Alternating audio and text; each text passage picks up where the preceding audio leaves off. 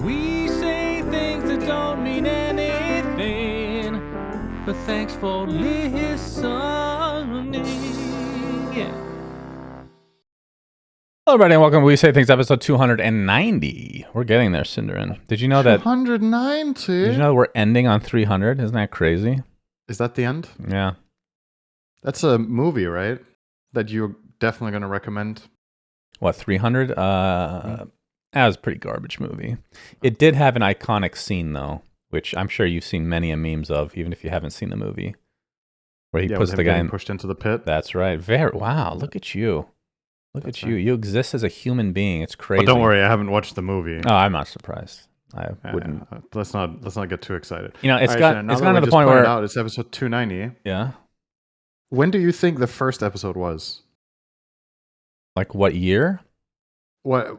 I mean, as accurate as you can guess. Year, day, month. I would say episode 1. When did we upload it? May of 2019. Wow, that was really close. I'm impressed. April 22nd, but it was 2019. Would you have guessed that? We look so different.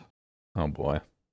It's 7 years ago. Did I have more hair? We don't need to show it. And I think we're also both in different houses. Your backdrop is a lot more similar to mine. I actually have a background in mine. There's no way I'm in a different house. There's no way. No? No chance. 2019, I was in this house. Oh, so you've just changed the background a lot then. It's so much so that I thought it was actually a different... Oh, I see. Now I'm curious. Wait. I didn't have the trophy back then. It is the same couch and the same TV, I guess, but you've changed some other stuff around. I added a trophy. That's literally the only difference. It's like on the right side of your camera shot, we have wider camera shots. It looks like you have like some closets or whatever. Senator, can you put your camera down a bit? Not really. I mean, if you like to be half cut off, that's fine. I can sit up more though. It's because if I angle my camera down more, it shows the back of my monitor, which isn't very good. Okay. All right, that's good. The way it's set up, it's a little bit limiting. Obviously, this is absolutely exceptionally interesting for the audio listeners who cannot see either of the references that you're also not showing to the video viewers, by the way. I actually don't know how many audio listeners there are anymore because Spotify has video now. I wonder if there's a way for me to track that. That's true. I mean, there's other audio mediums that we don't really care about. They're just automatically sent into that void, if you will.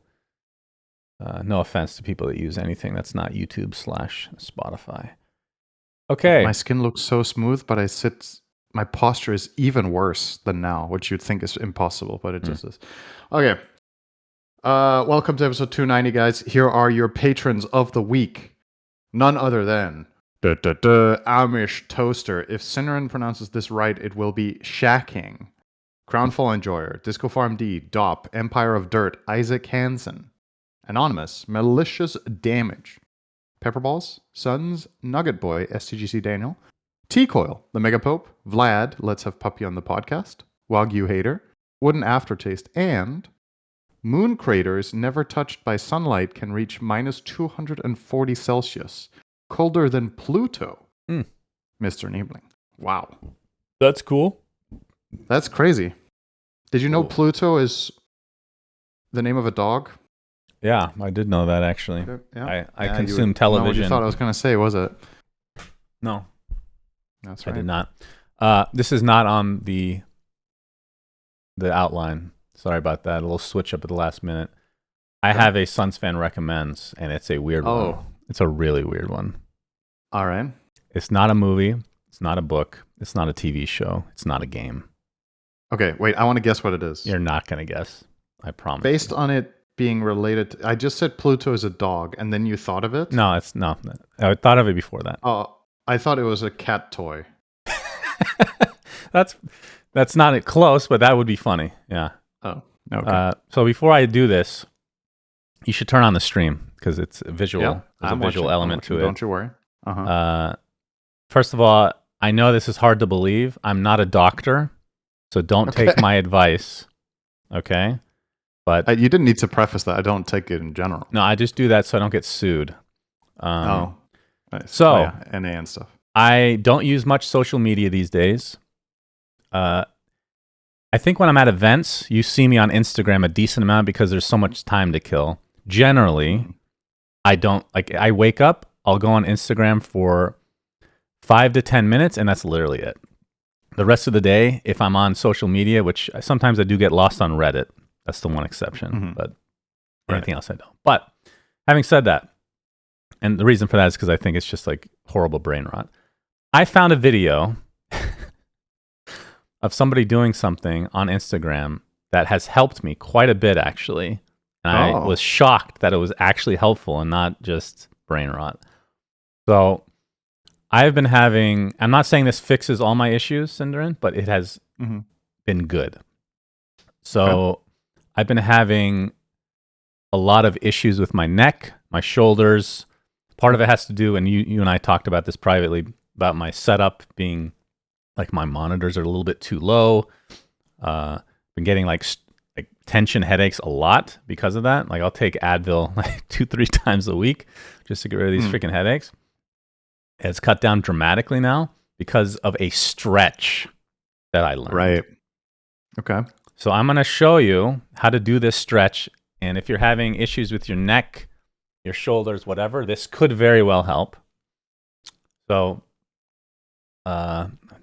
debating if I can do this with my headset on. I think so. And of course, if you guys are watching this live, you can tell your friends, your family, your children, you were here the day SUNSfan recommended exercise. Which is this considered the exercise? First SUNSfan really? recommends of exercise. Stretching is exercising. Okay. So it's mild exercise, but there are 5 steps to this. They're very easy though. 5 steps. You do them on both sides. So one side at a time. Okay. So first, you lift your shoulder up, just vertical. Okay. Then you push it back as far as you can go. Okay. Then this is Thriller. Then you put your neck back. Thriller neck. Vertically. Okay. Yep. Then you go to the side.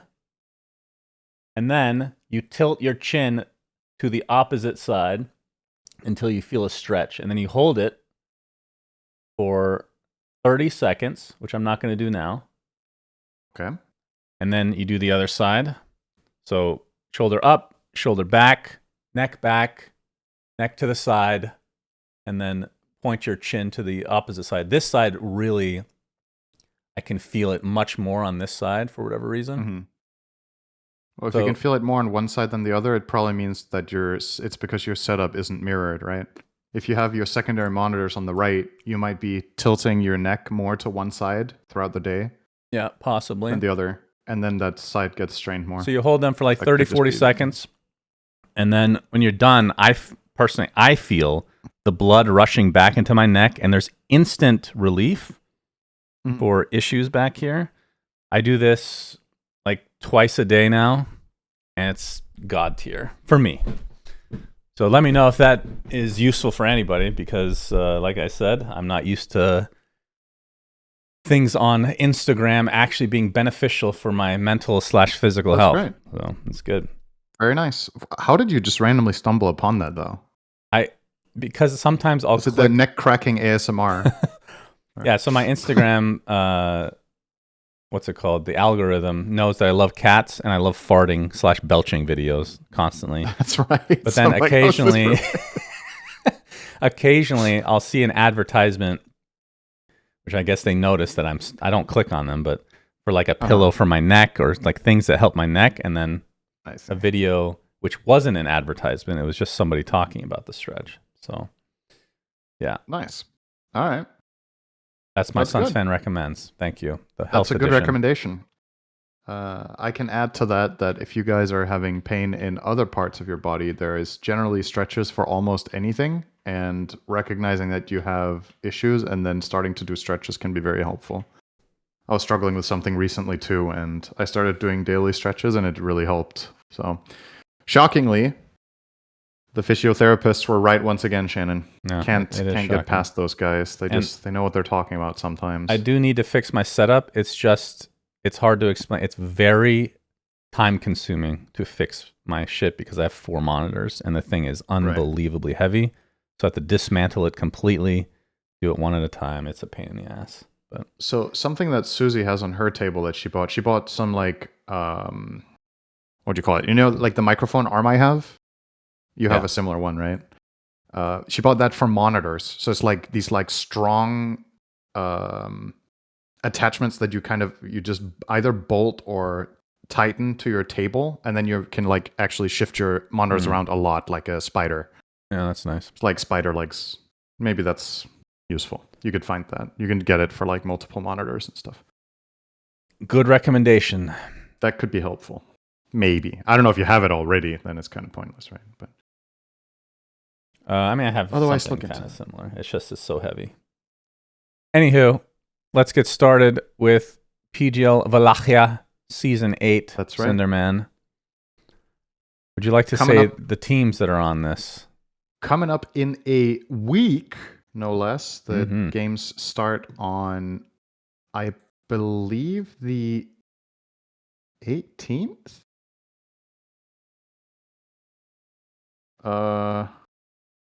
Start date 16th. Yeah, I think that's when the teams arrive, though. I don't think that's when the games start. Anyway, it's starting next week. And here are your 16 participating teams. So as usual, Wallachia is a tournament on LAN, but with no audience. It's at the PGL. It's PGL production. And that's a formula they've used for many events in a row now. They're going to use their Swiss into... Swiss eliminates half the teams, and then top 8 plays double elim. 16 teams: Aurora, Bet Boom, Gamer Legion, Heroic, Mouse, Navi, Pain, Paravision, Falcons, Liquid, Spirit, Yandex, and Tundra, Vici, VP, and Extreme Gaming.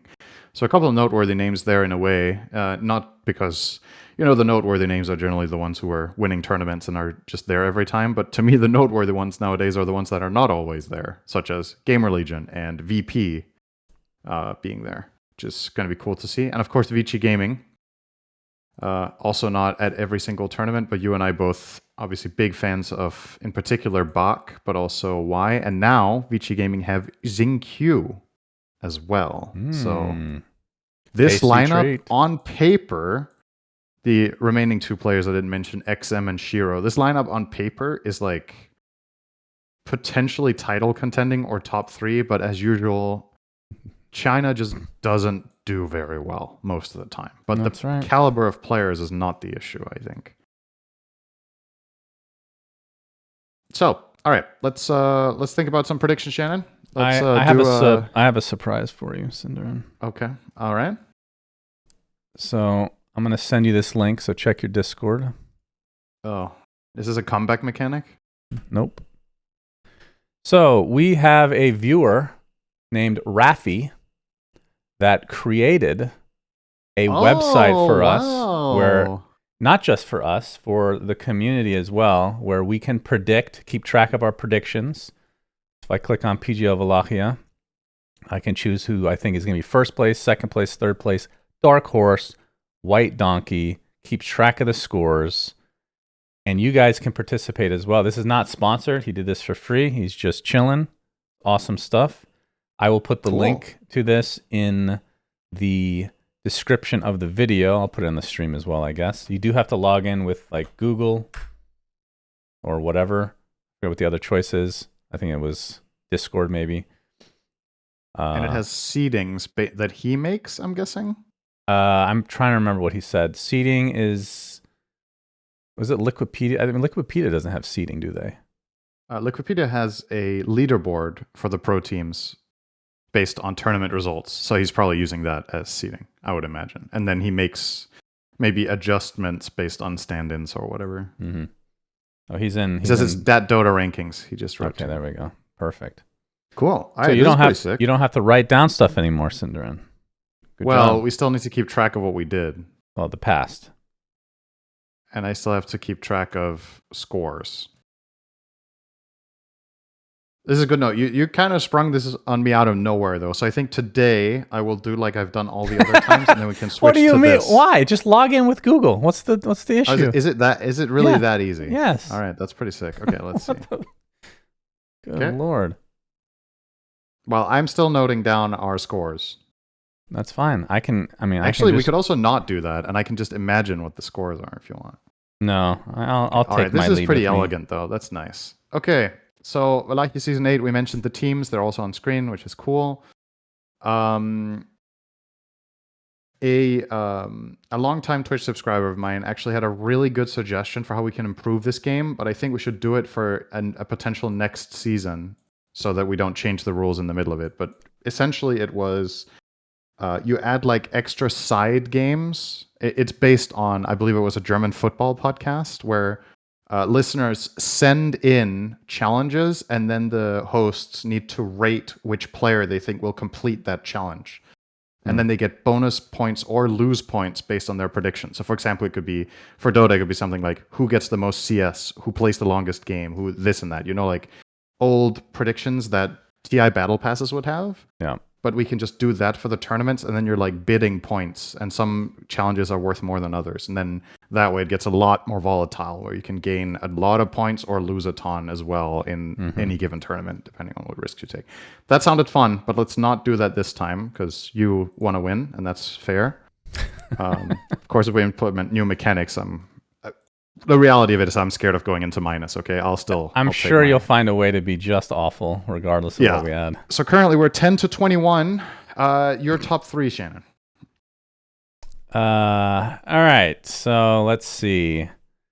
Definitely not doing Falcons. Okay. Just throwing that out there. I mean, Tundra's got to be top 3, but where do I think they're going to be?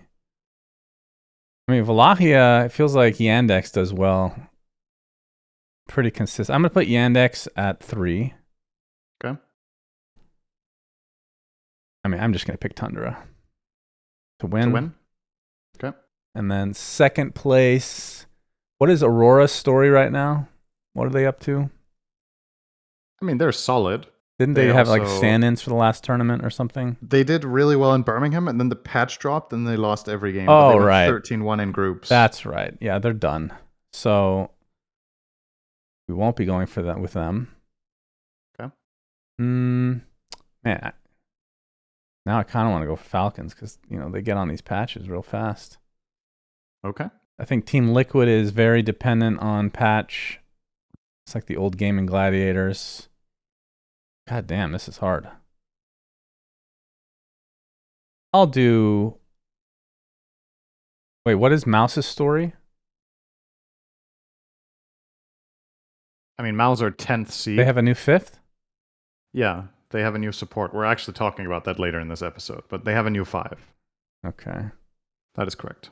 And they're currently playing in an online tournament and doing quite well. I'll do Team Spirit second. That's kind of a YOLO. That could be interesting. So you rationalize everyone else, and then you just pick Spirit. Cool. All right, that was. I could do Dark Horse Team Spirit as well, probably. Okay. Because they've been sticking. I'll do my top 3. So yours was, repeat again. Tundra, Spirit, Yandex. Tundra, Spirit, Yandex. Okay. I will pick.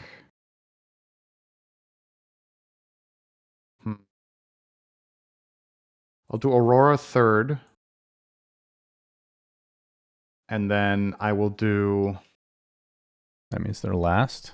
Good to know. I think Parvision are going to be really good, actually.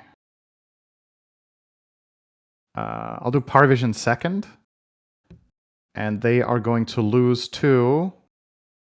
Okay, is it possible to put Tundra out of the top 3 at any tournament right now, actually? I don't know if it's possible. I don't think so. No, not really, right? It's just, it sucks for me to take them first, because then I can't gain on you. I need to be like YOLO strategic now. Kind of. I have to take risks. Yeah, go ahead and pick Pain. Yeah, okay. I mean, there's another category we could put them in. I'll pick Yandex to win. Fuck okay. It. Actually, no. Parvision first. I'm changing my mind. I'm allowed. It's not locked in.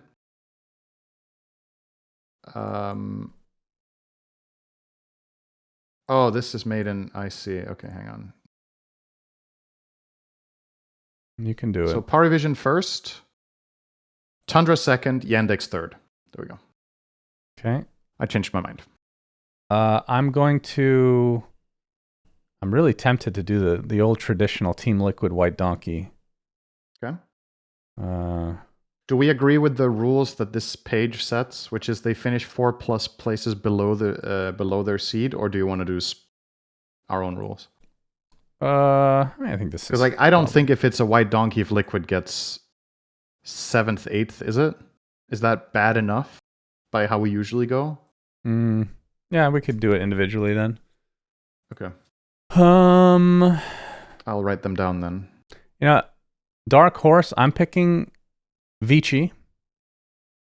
Okay. My boy, Faith Beyond. And what's your dark horse ranking? Do I go with Liquid? Huh? What's your ranking for dark horse? Like how high? Top 8. Is that good enough? Okay, sure. Yeah. They're 14th on this list. You know. Yeah, it's okay. There's a lot of good teams. That's fine. That means they get out of Swiss essentially. Top 8 is survive Swiss. Okay. I'll just do Team Liquid Dark or White Donkey. It's just. And that's not top 8 or what's El Clasico? Yeah, fine. I'll give you the not top 8. I mean, that's. I mean, I would also probably give you 7th, 8th, to be honest. Not top 6 is probably also. I mean, if you want to give it to me. Yeah, not top 6 is fine. Which, ironically, is also what his list now would be. So, the +-4 thing. Okay. My dark horse is... God, these teams are so good. I really want to do Gamer Legion. I just don't know if they can get 8th. Believe in NA. They're definitely pretty good right now, actually.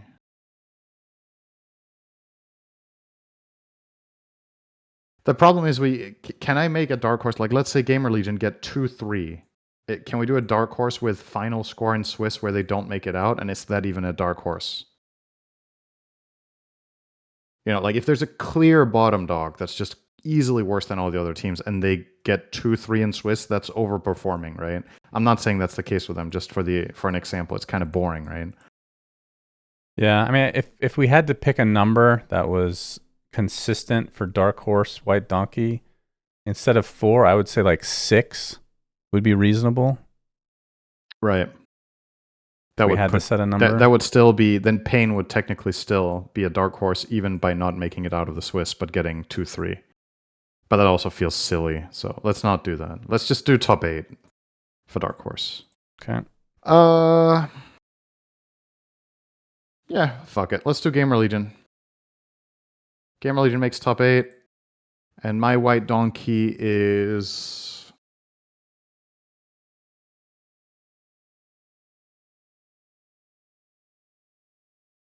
Will you give me Spirit bottom 8?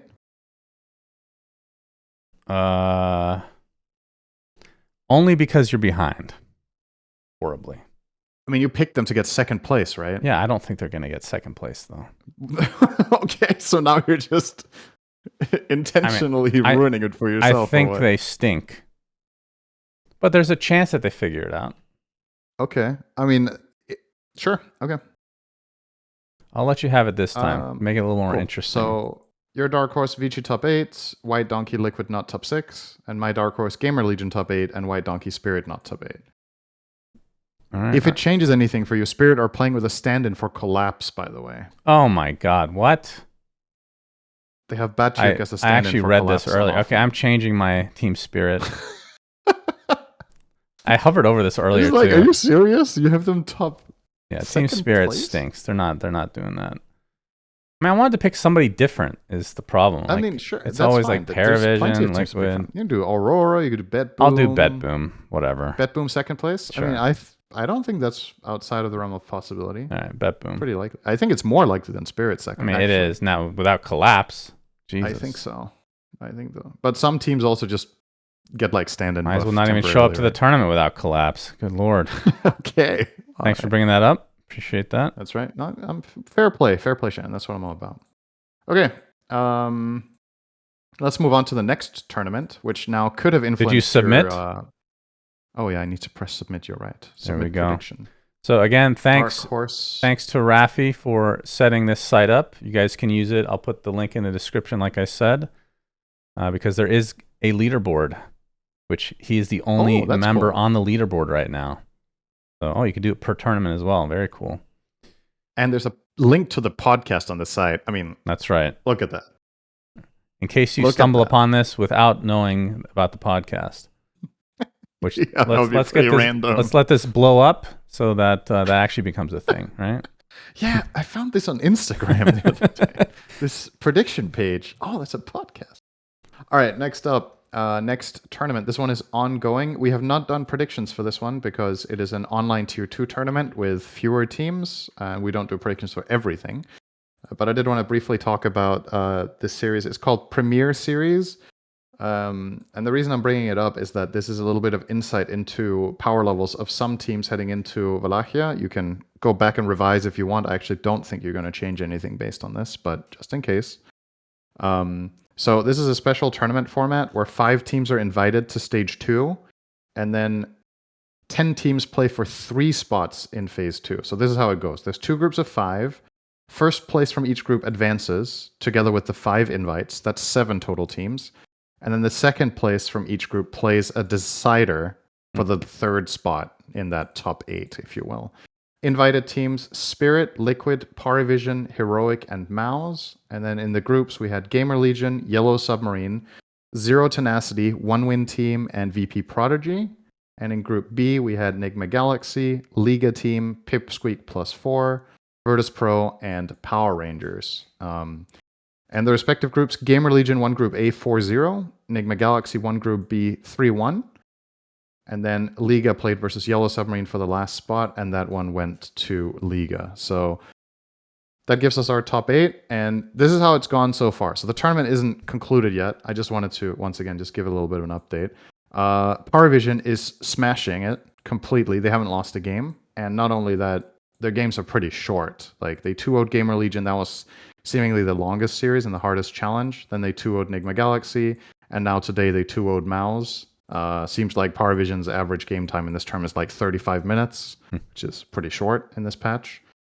But then, notably, Shannon, this is where it gets interesting. Enigma Galaxy beat Spirit. Then Gamer Legion beat Spirit. So they lost both series and they're out. Good thing I changed. Then Enigma Galaxy beat Liquid, who started out by losing to Liga Team. So Liquid and Spirit lost both series that they played, which means as it stands now, the remaining 4 teams in the tournament are Gamer Legion, Enigma Galaxy, Mouse, and Parivision, of which Parivision is the clear favorite. And this influenced my choice to put them second place into Wallachia, but, you know, anything can happen in a week. But it's the fact that they're winning so easily. That's a really good sign. It's not just that they're winning. They're kind of wiping the floor with these teams. And sure, it's not Tundra. It's not S-tier opposition, but it's still, you know, teams like Mouse should be a pretty good opponent, and that was not tough. Enigma Galaxy are actually in quite good form now, and they were also kind of just run over. So they look good. And now it'll be interesting to see the rest of the tournament play out. So Gamer Legion, Enigma Galaxy is next. Winner plays Mouse, and then winner of that plays Parivision and gets smashed in the finals, as we all know. But, you know, play for second. That's right.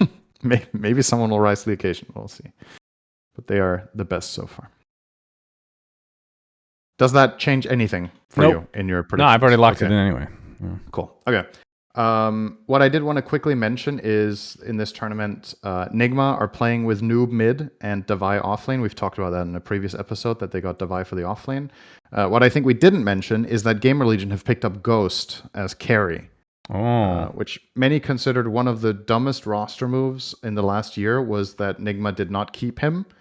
Now, we don't know the specifics here. He might have wanted to leave. It might be contractual. It could be all sorts of stuff that we don't know about. But from the outside, it looked like in many of their games, Ghost was just their best player. And then he just stopped playing with them. So who knows? And this is where we run a podcast. We can speculate and make shit up. Right, what's your speculation? This is a grudge match. Punched him on boot camp? Yeah, GH hates his guts, and now Ghost is looking for revenge. Oh, GH is mad because Ghost has his name in his. He wants to be the only GH in the team. I see. It was a naming debacle. Yes, of course. GH Moving comes on. off as such a nice, wholesome creature, but deep down. Yeah, but deep down he is a creature, though. We all know that type of guy. All right, next up, OG in possibly the most random roster move of the year for me. Yeah. OG have picked up Toronto Tokyo in the offlane, and they have let go of Nico. So there's a couple of things here that are really weird about this move. First of all, in terms of like the team composition that OG are running with their SCA roster, they're getting Toronto Tokyo into that, which is, we've got plenty of international teams, don't get me wrong, but Toronto Tokyo's, how to say, his history of which teams he's played for, I think this is just very different, playing with 4 SCA players. So that, first off, is an interesting mix. And then secondly, as it turns out, Toronto Tokyo and Yopaj used to just beef in pubs a lot when they play against each other. So just seemingly not being on good terms. And next thing you know, they're in the same team. So that's also interesting. Sometimes that works really well. Maybe they just, maybe they love each other so much that it turns into hatred in pubs. Yeah. It's like, I forgot that he was even a free agent. Make a bang on boot camp. Maybe it's gonna set things right. But sorry, go on. Okay. No, Toronto Tokyo. I forgot he was even a free agent. So yeah. I mean, the thing, I still think of him as a mid player after all these years. Right. I mean, I'm sure that he regrets leaving Spirit, probably. I mean, they did have some good runs on Bet Boom, but they never got to that finish line. And so he played mid, and then he played 5, and now he's playing offlane, which he has played before. Yes, but it's been a while. So yeah, we'll see how that's going to work out. The final thing I noted down here is based on, we don't have that much insight, but that we have like footage from, like, say, behind the scenes from team discussions or whatever at high stakes games where he has been playing with like Spirit or Bet Boom, I believe it was, for this.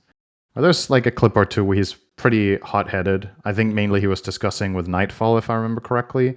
And it's a high-stress environment. People are going to be, emotional and whatnot. So I'm not saying that there's anything wrong with that, or that I'm not trying to paint the picture of him being a complete rager. But one thing I'm sure he would also agree with himself is that he's definitely an emotional player, probably for better or worse in different situations. And I don't know, that's the thing here that's interesting for me. I don't know how that's going to mesh with OG, because I feel like SCA teams, the biggest problem for the region for many years, in my opinion, was leadership. I think their players have been very individually skilled and have had very good hero pools, and they've had good spell casting and good synergy a lot of the time, but they've lacked direction in their games. And I still think that's the problem that this OG team has sometimes in their games, is that they reach the mid game and then they kind of don't really know what to do. And I don't know if Toronto Tokyo is going to solve that for them. And if things go awry, if he's going to be, if things are just going to stay level-headed, let's put it that way. Right. So I'm curious. They did need to make a change, right? It's just weird. Felt like they needed to make a change. So sure. I was not expecting this one, though. Like, if you want to change a player, fine. But I feel like this actually changed the team identity a lot more than most roster moves do. So who knows? Maybe it'll be good. Were they playing in Wallachia or no? I think they weren't, right? I don't think so. Predictions. They are not in that tournament, so we'll have to wait a bit longer to see them on LAN. Which brings us to our next topic about Pro Dota. We could have talked about this one last week, but we didn't. But Celery, most notably from Gaming Gladiators, but who has in recent times played for Mouse, has actually retired completely, which he tweeted about. He wrote he will be going inactive/retiring. Some pros come back, some don't. Most kind of do a run it back at some point. With Celery, I'm actually not sure if that's going to be the case. He might just go the universe route. He's like, I'm done. I'm going to do something else with my life. I think this would be out of all people that retired in the last 5 years, I think he might be the most unsurprising to me to see not come back, actually, just based on my read on him as a person and what he has already accomplished in the game. Obviously, he has a ridiculous amount of pedigree from 2023 in particular with Gaming Gladiators. Just like, was it 7? It was 6 first places, of which 5 were in a row. They won Lima Major, Dream League, ESL won Berlin Major, Dream League again, Bali Major, Then they got fourth at Riyadh, which was a disappointment because they got fourth. And then they won BetBoom Dacha again after that. And then the following year, then they got second at TI the same year. So 6 first places and a second at TI in 2023. Yeah, that was a good team. And then 2024, they won Riyadh. And then they got second at TI again. So he didn't get the big one, but he got everything else, basically. Yep, he's set. Pretty crazy year. He's good. Yeah. Yeah, sad to see. Always a good player, always a nice guy. Very soft-spoken, but eloquent. Yep. Seems very much like a guy who's at peace with himself is the way I would put it. Like when you're interacting with him and in person, he's just very well put together, I think. So, which is also part of why I'm saying when he chooses to retire, I would imagine it's something that he's thought through a lot. He's probably planned ahead of what he wants to do, or at the very least, he very much knows and he can feel that this is not for him right now and maybe not again. So I don't think this guy would make that decision on a whim, is basically what I'm saying here. So yeah, what a crazy, there's very few players that have that crazy of a career where all of their big wins are in such a short span. Like there's players that win TI or have like one year where they win 3 lands or something. But this is just ridiculous to look at. Like winning 6 tier 1 events in the same calendar year and then getting second at TI and then getting second TI the second year and winning the second biggest tournament as well that same year is just wild. This is so condensed. It's kind of crazy. And obviously, he shares this history with Quinn, right? Mm-hmm. They were both on the team the entire time, if I'm not mistaken. Let me check, actually. It was, right? Well, towards the tail end, Celery left, and Quinn was still on the team for a bit more. But that was after all the accomplishments I mentioned. Was after. They share all of them, right? Yeah, I think so. So, yeah, both of them. Quinn's career obviously a lot longer because he played for NA teams for a very long time. He's been playing for quite a few years, I would say. As I say that, Celery's first pro match was apparently in 2015, but like tier 1 Dota, he probably started with Viking GG was the first one, right? Mm-hmm. Yeah, which was in 2019. So it's 7 years, but nothing really amounted to much until Gaming Gladiators, and then he started getting a ton of wins. So that was Team Tickles, they were called before they became GG. So yeah, best of luck to him. No idea what he's going to do. I don't think he wrote anything about it. He just said, thank you everybody for the support and everything. I would not be surprised to see him do something that has to do with animal protection. That's very much his passion is. I believe he even wrote in this goodbye message, he wrote that he was thankful that he got to promote veganism, right? I think so. Yeah. Good for him. Yeah, he did. I wish I could be a vegan, but meat just tastes too good. So when the day comes where we can replace meat with something that actually tastes like meat but's not meat, I'll make the switch. I don't mind. But it's just fucking good, All right. This wasn't meant to be about God, that. You're making me hungry now. Could really go for a burger right about now. All right. Next up for Mouse, though, to round this one out. Wait, what? Yeah, he was playing for Mouse, right? Yeah. I know that was a bit of a I forgot. way around I thought we were switching topics, but yeah, go ahaid. No. So Celery obviously leaves behind a spot on Mouse, and that has been claimed by Ike. I think it's pronounced Ike, A-I-K. He's a 22-year-old, I believe he's from Kazakhstan. Yeah, Kazakhstan player. He played on Yellow Submarine, Liga, and Nemega in 23 to 24. And I believe he's very high on the leaderboard right now. And obviously showing his skills already in Mao's in the tournament we just talked about, where they were in the upper finals against Parvision today and didn't quite make it. But obviously his bigger event is ahead at Wallachia coming up. So we'll see him on camera. We'll see what he's got. But a promising player for sure. Cool. All right, let's switch topics. So, I don't know if you guys have visited Reddit anytime soon. You know about this, Sunran? Oh, yeah. It's all over the place. So a user named Slark87, which will forever be a meme, I guess, posted a Shadowblade. He posted a thread on Reddit saying Shadowblade plus Octarine Core Slark every game. Trust. Just buy Shadowblade and Octarine every game on Slark. Choose to believe, guys. And the screenshots he provided were, let's see, 18 out of 20 wins. Mm-hmm. He has played 17,000 games of Slark. And his rank is immortal. 5,800 MMR, so it's a low rank immortal, but he's immortal nonetheless. Yeah. And he buys Shadowblade Octarine. So people are like, wow, this is a new build. What's going on here? Mm-hmm.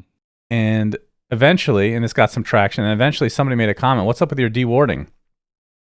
Yes, I know how Slark ult works. I thought your build sounded cool, so I checked out a couple of replays, this one in particular, where I noticed some weird stuff with you dewarding. So he puts a bunch of receipts, basically, in a way, proving that Slark guy's cheating. He's just like TPing to a random lane, going straight to where the ward is, putting the deward right on top and getting rid of it. So as a result, there's been a ton, like every post is Slark related on Reddit, basically making fun of this guy. Like there's one that was triple kill by Slark, and it's just showing him kill 3 wards in a row. But basically memeing on this guy big time. But it's been a while since we've had such a, I don't know, we've had a meme of this level, I guess, that's just taken over the Reddit. It is pretty funny for someone to post a guide and that is what does them in. I don't think I've ever seen that before.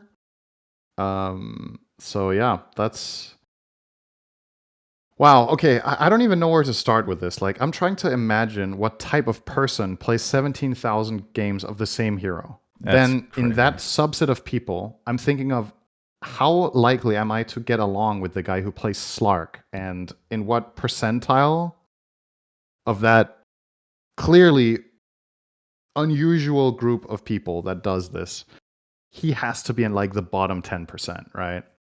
Of people we would be likely to get along with. Probably. Like if you're a hero spammer, Slark really says a lot about you. And then in that subcategory, which has a size of 1, by the way, there's probably nobody else in the world that's played this many games of Slark. Then you're a cheater. Yeah. I have nothing in common with this person. Like, absolutely nothing. It's amazing. It's like, sometimes you forget when you play this game, and then you interact with people, you hear stories, and you're like, yep, this really is every person in the world playing this game. I can't imagine. Like, So, what would we talk about except Dota? Do you think we have anything in common aside from playing the probably game? not. No, probably not. Oh, Does that mean you're not a believer in Octarine Core on Slark? I'm not going to have an opinion on the build. I don't really play Slark very much. I've played with and against it a ton, of course. You're an analyst. You can still make an educated decision on this. Octarine in theory is okay.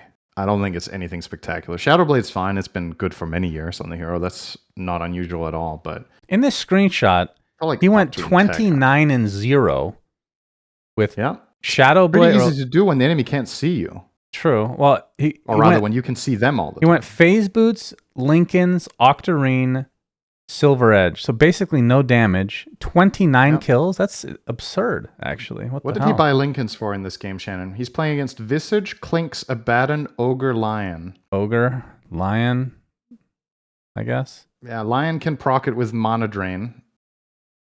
And then instantly cast another spell with 0 cast point. That's pretty bad. Yeah. Ogre can proc it from 1400 range with Ignite. That's pretty bad. I don't know. Fire Blast if you're up close. Is that not? You have this is us trying to justify how it's a good purchase when it just isn't. Okay, let's think about it this way. If who knows how long this is, whatever. Like, I feel like this guy's getting way too much attention off of this anyway, but it's a funny story. But it's like, let's imagine he's been cheating the entire time. Is he even an immortal player without it? No, definitely not. Probably not, right? If he's 5,800 with cheats, what is he without? Right. And his itemization, when I look at these items in this game and the whole like Shadow Blade into Octarine is amazing, and I haven't seen a single high skill player ever go that build. That doesn't mean it can't be good. It can. So chat is and then I see bringing a Lincoln's bot in that screenshot. I'm like, this guy might just be. I saw some middle comments of the about pack. this as well, and chat's also bringing it up that and again, this is just hearsay feels like it's a negative connotation. Mhm. It's just word on the street. We'll say that most of his D wards are after 2 minutes of it being placed, which would indicate that it has something to do with like somebody watching the game for him or whatever, and Right. being able to let him know where they are.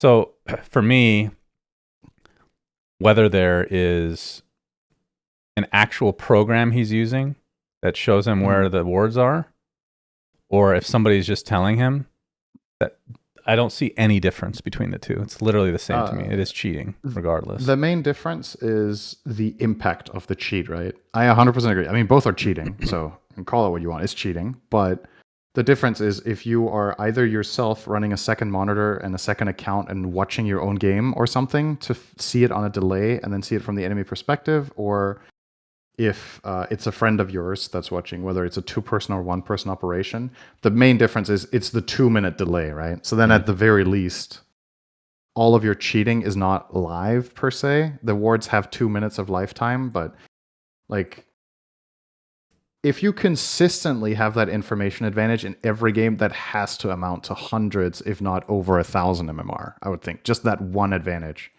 Over it, because this is also, you got to consider the sample size, right? This guy has played so many games that his MMR has to be very accurate, right? If you have 20,000 ranked games, You for think example, it's only 1,000 MMR?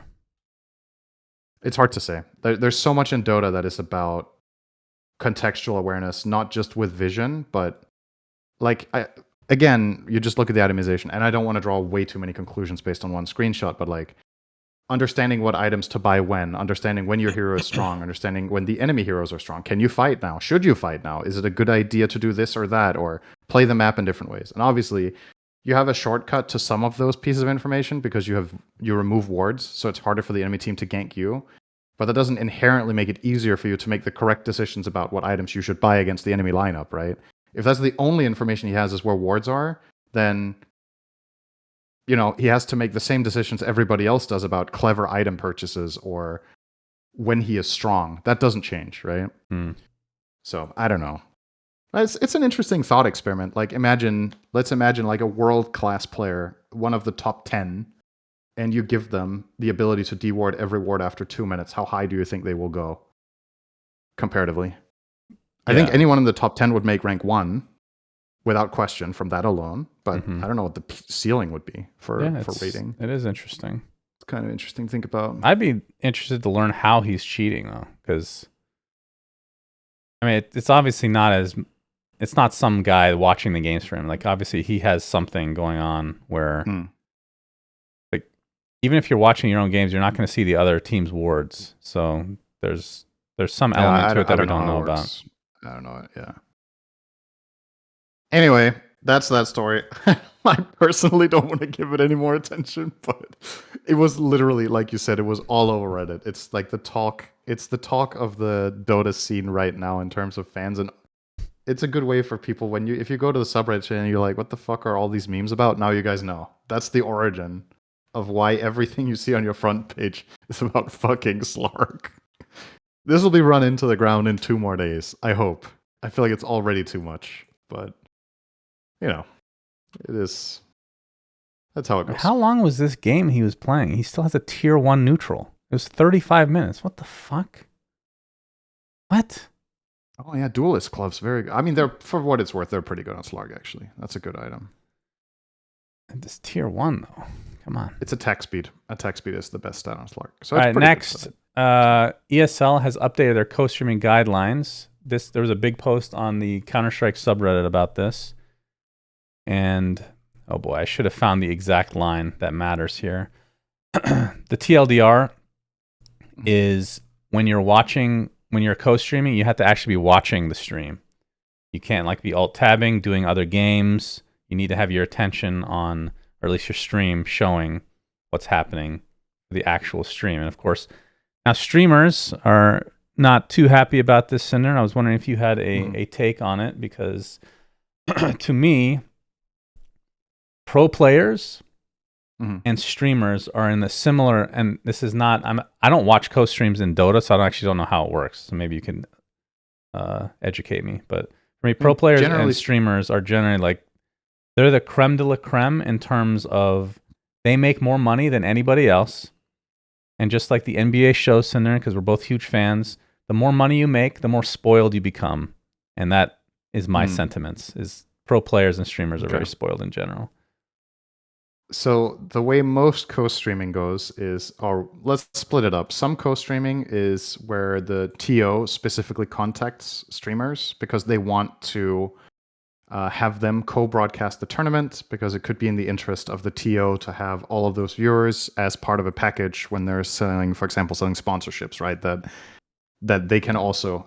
I don't know this for a fact exactly how this goes, so don't like it comes with a grain of salt here, but. Like, let's say, for example, you're a TO and you know that you can get 1 or 2 big streamers on board to co-stream and cast your games.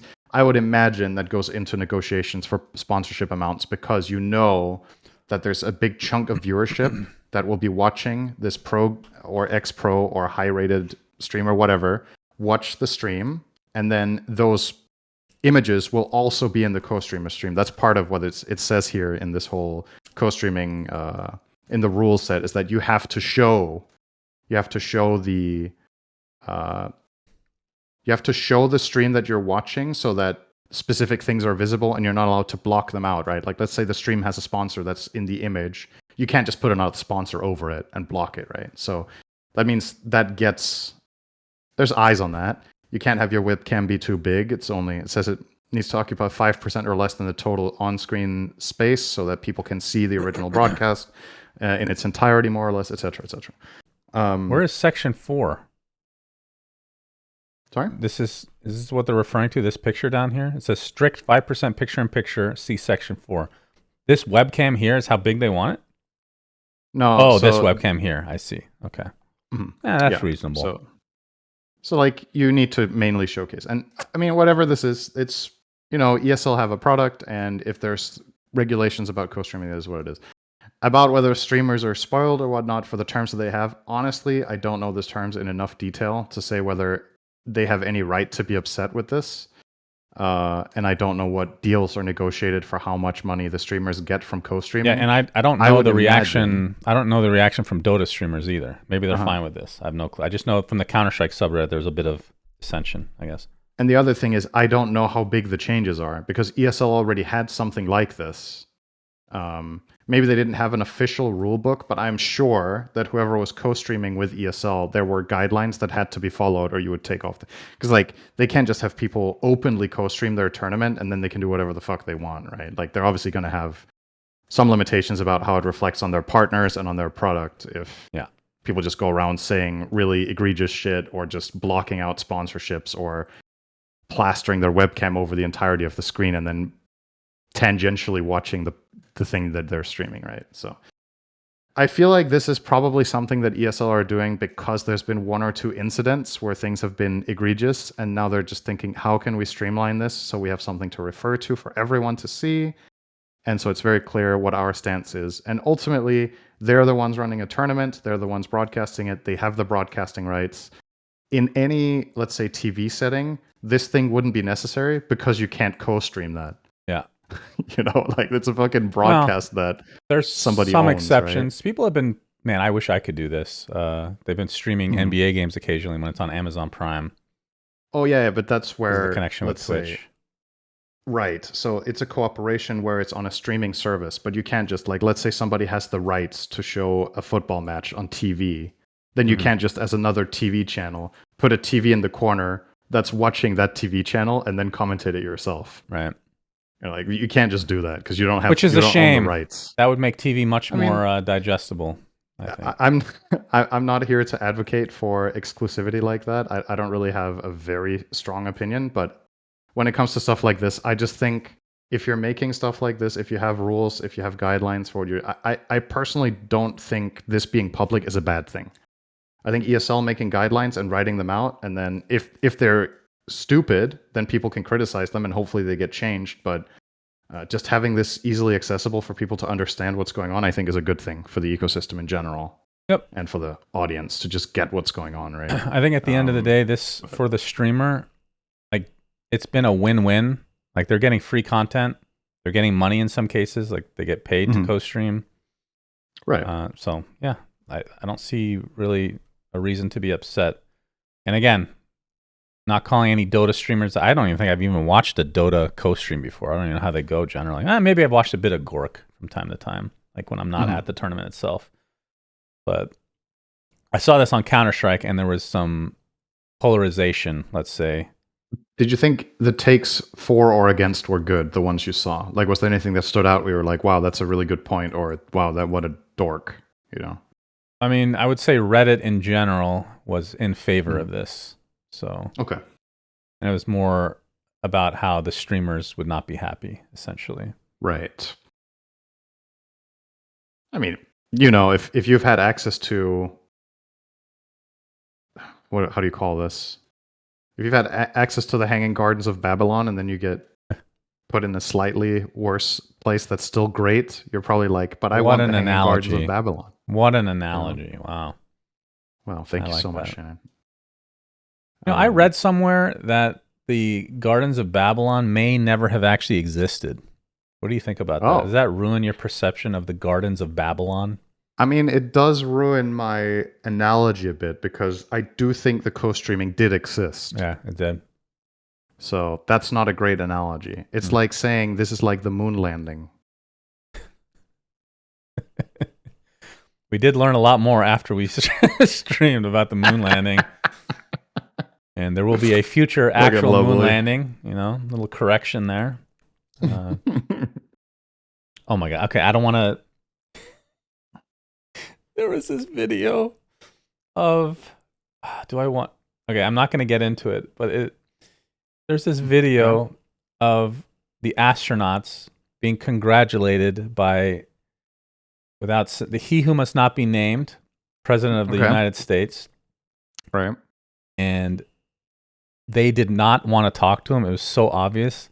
He would say something, and there was a literal full minute of silence while all four of the astronauts were in view of this camera, like passing the microphone to each other as it's floating. Nobody wanted to say anything. You guys should look up this clip. It is seriously the most cringy shit. And then at the end, the astronauts like basically asking Houston, or I don't even know if that's the right terminology anymore, basically asking whoever, is there a connection issue? And then Trump responds, nope, still here. Dude, it is the funniest shit. Oh my God. It's literally something that could have been in Curb Your Enthusiasm. I laughed so hard watching that. You guys should go look it up. But, amazing. Anyway, not to get into politics, but it was too funny not to. Anywho, moving on. There was an article today.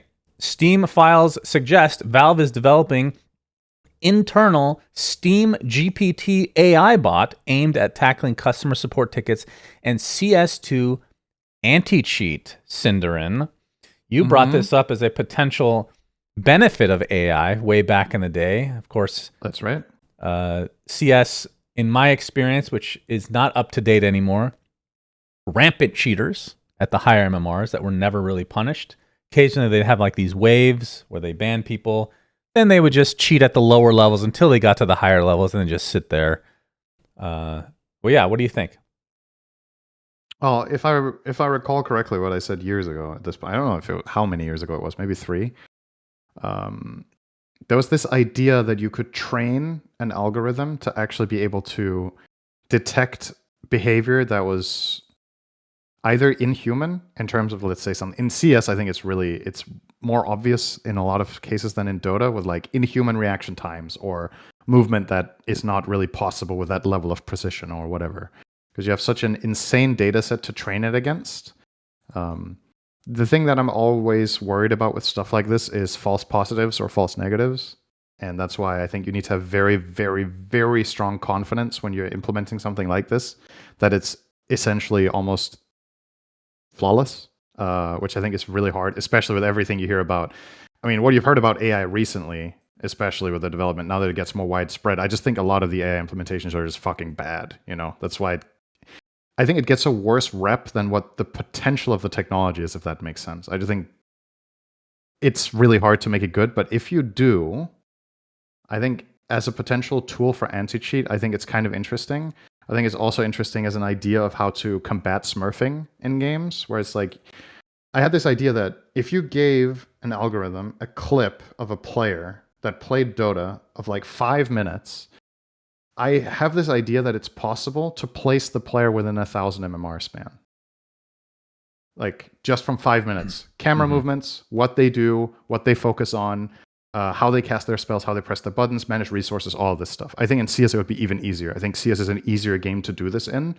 And the reason that's interesting for Dota is theoretically, if you could implement this, you could kind of eliminate smurfing, which is borderline impossible in any online video game.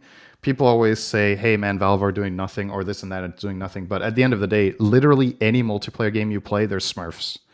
Because like, how are you supposed to prevent people from making a new account unless you do hardware bans? It's like literally is the only way I can imagine you can do it. And wide scale hardware bans are just not feasible. Well, for free to play specifically, it's harder. Right, for free to play. But even for paid games, then people can buy the game again. They like can if do you it, want but then to the smurf, company's you can buy the benefiting a bit at least. Right.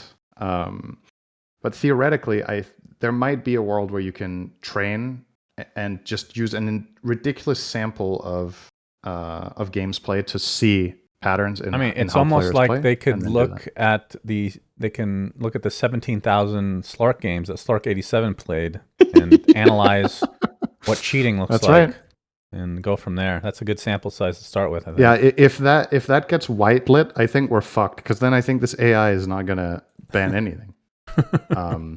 But yeah, I really want to emphasize from my perspective, I hope that if Valve are doing this, I mean, this is just speculation, right? It's just some files that suggest it. But if they do want to do this, I am very positive about the idea that this could be good for anti-cheat and it could be good for anti-smurfing.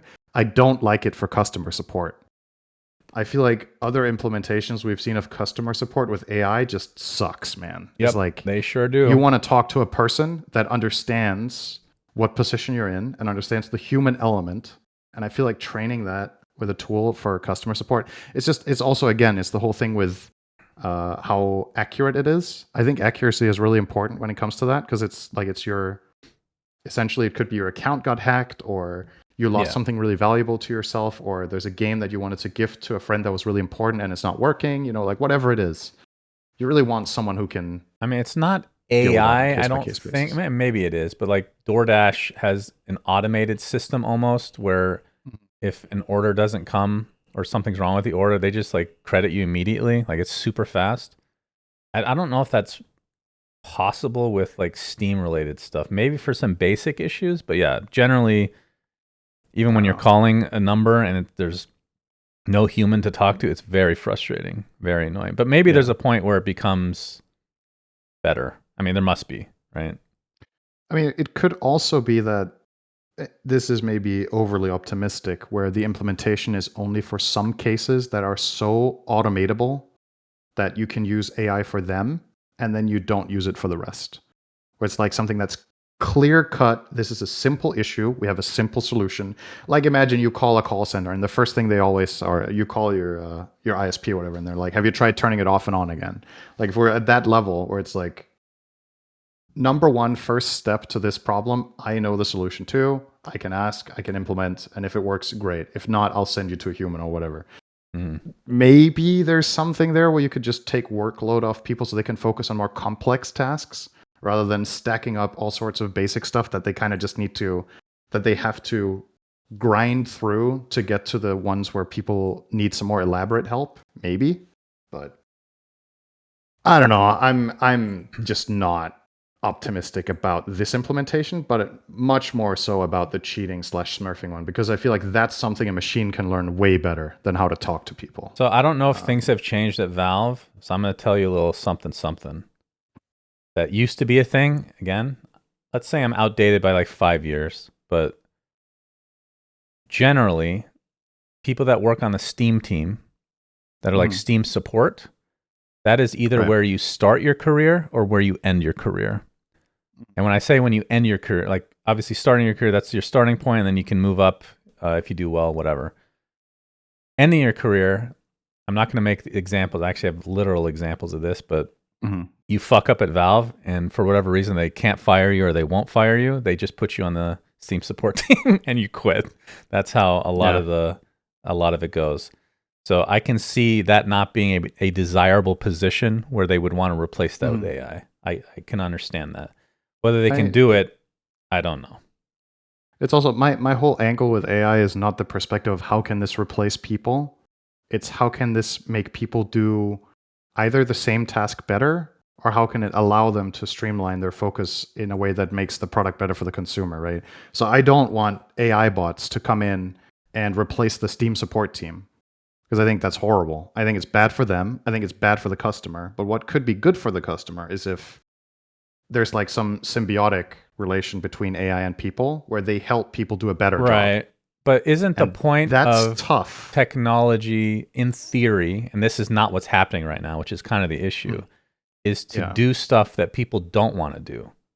But the problem is with AI now, it's like, there's this joke, right, that I wish, the whole point of AI initially, like getting these robots to do my laundry, do my chores, but instead, that allows me to do my art and my creativity or creative work.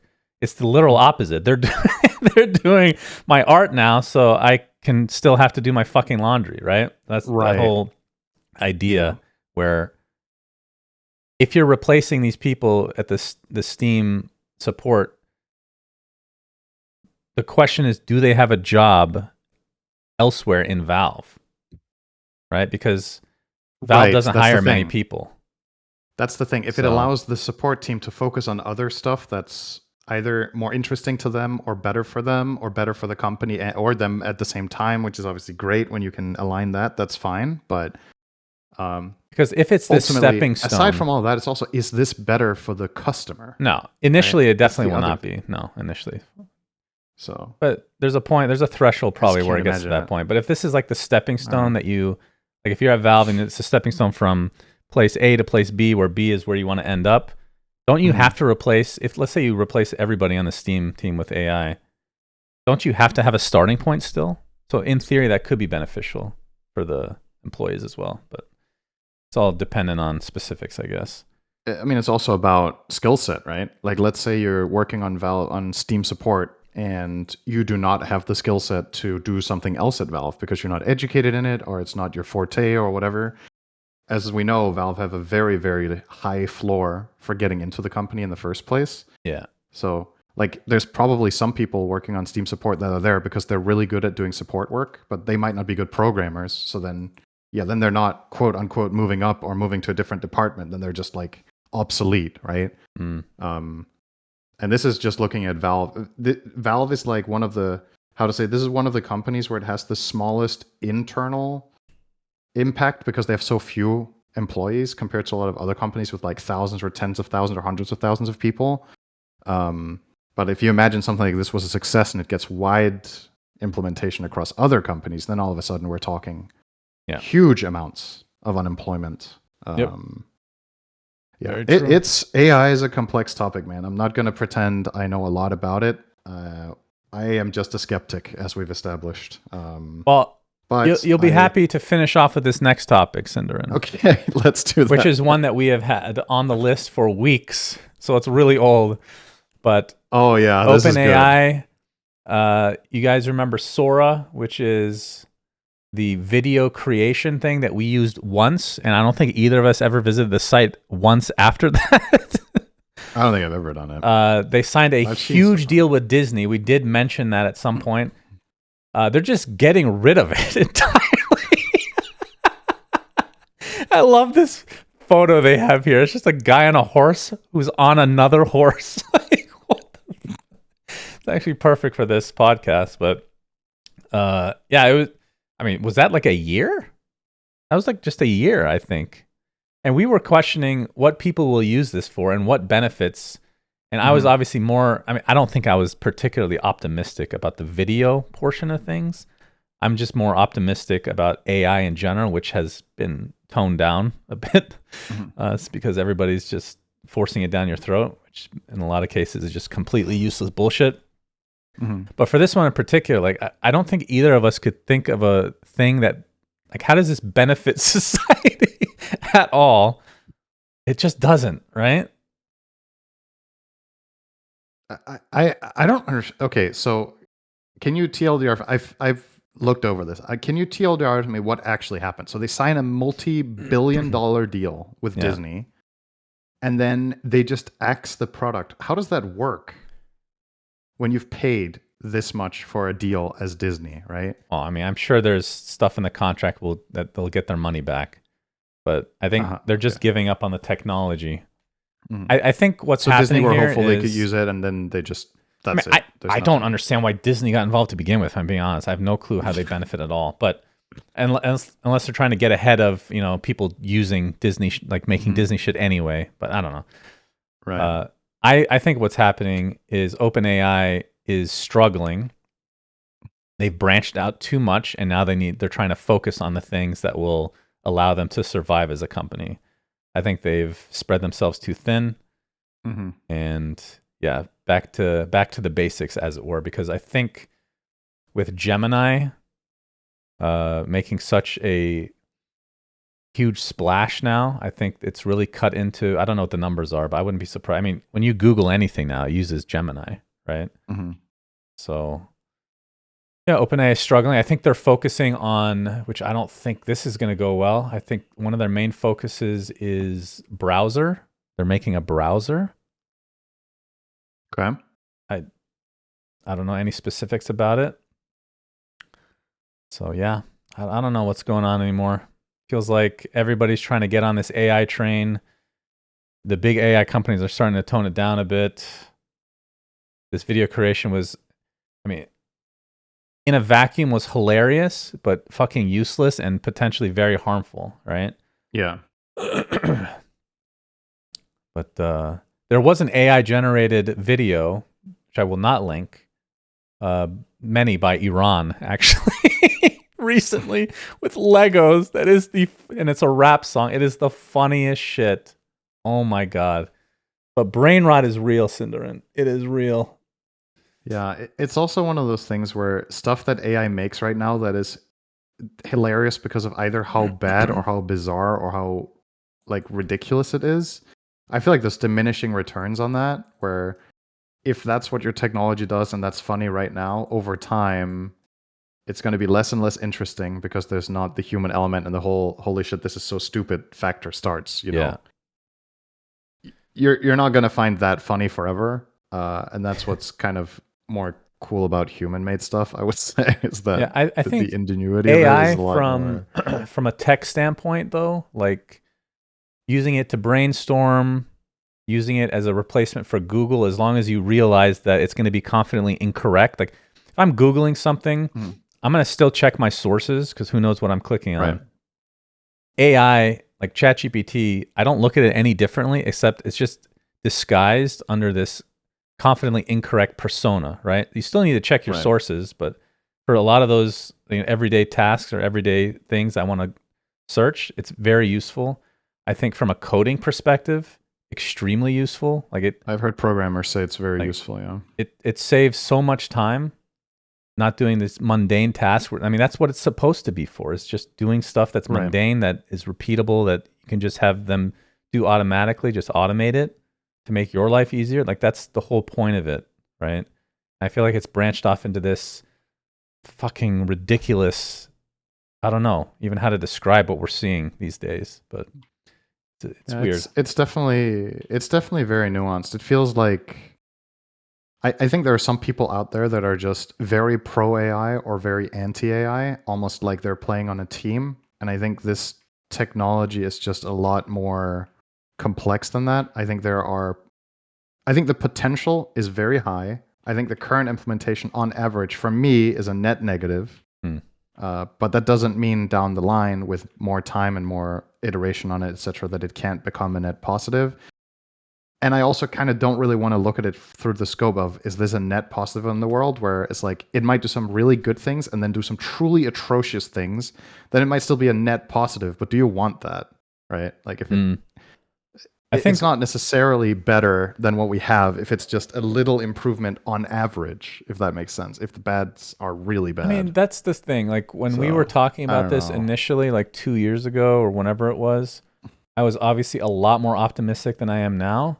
But that's because it's just, I find new technology, especially stuff that I know is going to change everything, just so fascinating. It's so interesting because we lived through the research, like the surge of PCs, personal computers, internet, phone. Like these are major fucking things that have changed the world entirely, and AI is going to do the same. So far, it's been pretty bad, but I do think eventually that we'll get there. But there's just, I think one issue is like, I mean, not to talk about U.S. government at least, but I feel like just governments in general are they're lagging behind on the technology, and they're not putting enough restrictions in early on to like kind of curb the ridiculousness of it all, if that makes sense. Feels like regulation is something that's really important for this technology in particular, I would say. Yeah, I think you can taper it down and make it more digestible, but I do think the end result will be positive. I do think that. Hopefully I'm right, because usually I'm the doomer and gloomer out of the two of us. I think we both believe it will lead to some instances, at least, of really positive impact. Then the question is just at what cost? Because I think some of the things we're already seeing are really interesting and really promising. There's just so much shit too. So I don't really love it, but I really hope that the good implementations get a lot of funding and become like a net positive on society. Like stuff like, for example, it can be helpful with like surgery, and it can be helpful with teaching, and it can be helpful, those kind of things where it's like, it's nice. And we just talked about in like on a small scope with like games or whatever, if it can like make game systems better, something like that. Like that's nice, but the whole thing with like warping reality is fucked. Yeah, that's my biggest concern. Let's categorize it as AI slop. That's what it is, and that is obviously just the worst. So, not much to say past that. Okay, I think that does it for this episode. This AI edition of We Say Things. We appreciate you all. Next week, the episode will be delayed for reasons that we can't say, I guess. I guess. I don't know why. We'll be back, as you know. We'll be there at some point with another episode. Until next time, SUNSfan Center signing out. Peace. Bye-bye. We say things that don't mean anything. Subscribe. Yeah.